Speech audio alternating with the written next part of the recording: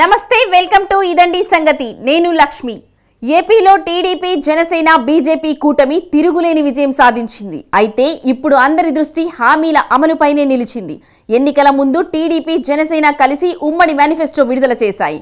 మరి వాటిలో ఇచ్చిన మేరకు హామీలు అమలు చేయడంలో విషయంలో టీడీపీ అధినేత కాబోయే ఏపీ సీఎం చంద్రబాబు ఎలా వ్యవహరించబోతున్నారు? ఇప్పుడు రాష్ట్ర ఆర్థిక పరిస్థితి దృష్ట్యా చూస్తే హామీల అమలు అంత ఈజీగా సాగుతుందా? ఇప్పుడు అందరిలోనూ అదే ప్రశ్న।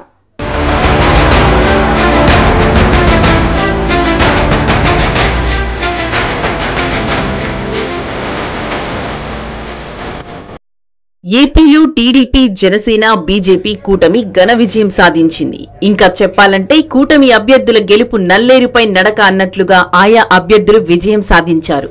దీంతో త్వరలోనే టీడీపీ జనసేన బీజేపీ పార్టీలు ఉమ్మడిగా ప్రభుత్వాన్ని ఏర్పాటు చేయనున్నాయి। అయితే ఇంతవరకు బాగానే ఉన్నా రేపు రాబోయే రోజుల్లో ఏం జరగబోతుందన్న ఉత్కంఠ అందరిలోనూ నెలకొంది।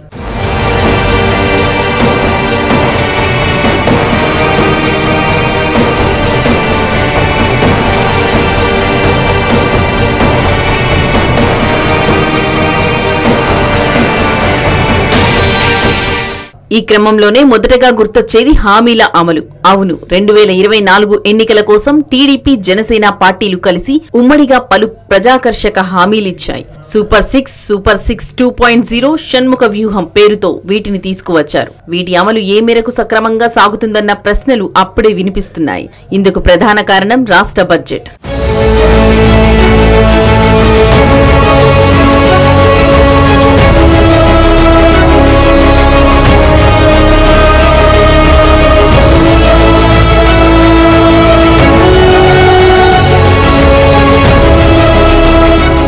కూటమి పార్టీలు ఇచ్చిన ప్రధానమైన హామీలను గమనిస్తే స్కూలుకు వెళ్లే ప్రతి విద్యార్థికి ఏడాదికి 15,000 రూపాయలు ఇస్తామన్నది అత్యంత కీలకమైన హామీ। దీనికి తోడు యువతకు 20 లక్షల ఉద్యోగాలు లేదంటే నెలకు 3,000 చొప్పున నిరుద్యోగ భృతి ఇవ్వడం, ప్రతి రైతుకు ఏటా 20,000 ఆర్థిక సాయం, 19 నుంచి 59 ఏళ్లలోపు మహిళలకు ప్రతి నెల 1,500 రూపాయలు, ప్రతి ఇంటికి ఏడాదికి ఉచితంగా 3 గ్యాస్ సిలిండర్లు ఇవ్వడం, మహిళలకు ఉచిత బస్సు ప్రయాణం కీలకమైన హామీలు।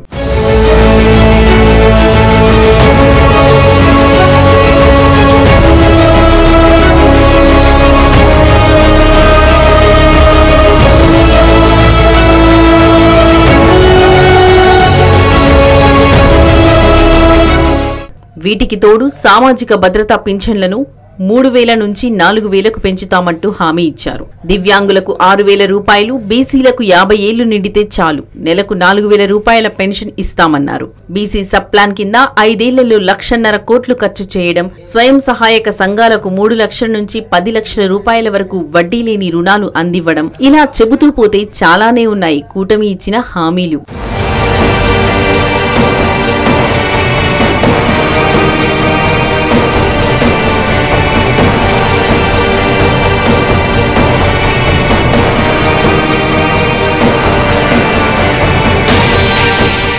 ఓ అంచనా ప్రకారం టీడీపీ కూటమి ఇచ్చిన హామీలు అమలు చేసేందుకు దాదాపుగా 1,50,000 కోట్ల రూపాయలు ప్రతి ఏటా ఖర్చు చేయాల్సి ఉంటుందన్న మాట వినిపిస్తోంది। ఇక రాష్ట్ర బడ్జెట్ 2 లక్షల కోట్ల వరకు ఉంది। అంటే హామీల అమలుకే రాష్ట్ర బడ్జెట్ దాదాపుగా సరిపోతుంటే ఇక ప్రభుత్వ కార్యకలాపాలకు, ఉద్యోగుల జీతాలకు, అభివృద్ధి కార్యక్రమాలకు, అమరావతి నిర్మాణానికి ఇలా చెప్పుకుంటూ పోతే ఎన్నో కార్యక్రమాలకు నిధులు సమకూర్చుకోవడం ఎలా అన్నదే ఇప్పుడు ప్రధాన అంశం।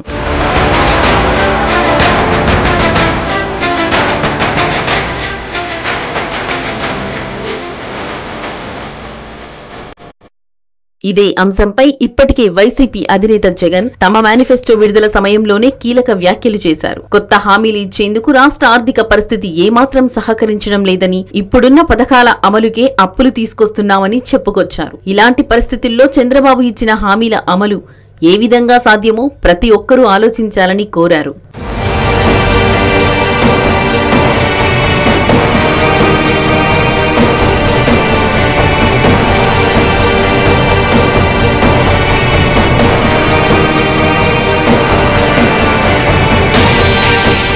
వైసీపీ అధినేత జగన్ చెప్పిన మాటల్లో నిజం లేకపోలేదు। రాష్ట్రం విడిపోయిన తర్వాత అప్పులతోనే ఏపీ పాలన ప్రారంభించారు నాటి సీఎం చంద్రబాబు. ఆ తర్వాత జగన్ కాలంలో అవి ఎక్కువయ్యాయి. ఇలాంటి పరిస్థితుల్లో భారీ హామీలు ఇచ్చిన కూటమి అధికారంలోకి రావడంతో చంద్రబాబు మరోసారి సీఎం కానున్నారు. దీంతో ఇప్పుడు పథకాల అమలు రాష్ట్ర బడ్జెట్ దృష్ట్యా చూస్తే అంత ఈజీ కాదన్న విషయం ఎవరికైనా కాస్త ఆలోచిస్తే ఇట్టే అర్థమవుతుందన్న వాదన వినిపిస్తోంది. కానీ టీడీపీ సహా కూటమి నేతలు మాత్రం సంపద సృష్టించిన హామీలను పూర్తిగా అమలు చేస్తామంటున్నారు. దీంతో ఇప్పుడు అందరి చూపు రాబోయే రోజుల్లో ఏం జరుగుతోందన్న దానిపైనే నెలకొంది.